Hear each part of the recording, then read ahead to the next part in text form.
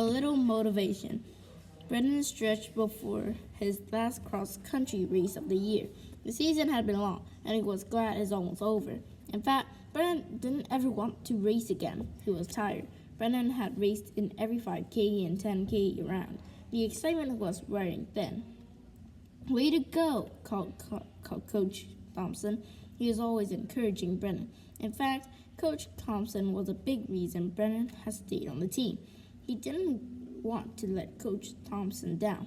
Brendan finished the last lap of the course and headed out for the cross-country portion of the race. The race went over the hills and dunes of the desert. It wasn't unusual to spot desert animals scurrying by. Brendan was a little melancholy when he ran. The runners ahead of him were in front by a good distance. He would really have to push himself if he wanted a medal. Just then, Brendan looked down and saw a rattlesnake in the path ahead of him. It was coiled and hissing. "Yikes!" yelled Brendan, and he jumped in the air over the snake. Brendan took off a sprint like he never had before. Brendan kept running until he got past the leader. Racing down the finish line, he could hardly believe it. "Nice finish," hollered his coach. "How did you manage that?" "I didn't know you had it in you. Just a little motivation," said Brendan with a twinkle in his eye. Racing suddenly felt good again. The goldfish goal. The sun was starting to set on the horizon as Peter went in to change for the beach party at the club. He was excited to meet some of the other kids that would be spending their summer on the island. He was still very uncomfortable and felt so new. As Peter and his parents went out in the patio where the music was playing, he felt a knot in his stomach again.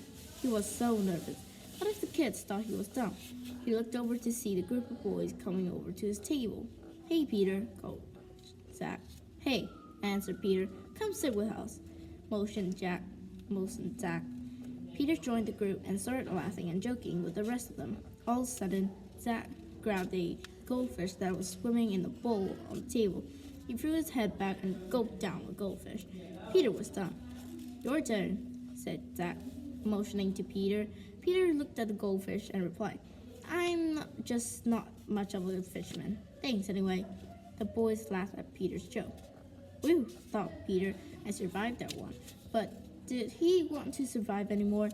Peter realized that he didn't want to be a part of this group after all, and slowly meandered back to where his parents were sitting, back where the only fish being eaten were on the dinner plates. For the first time that summer, Peter finally felt at home.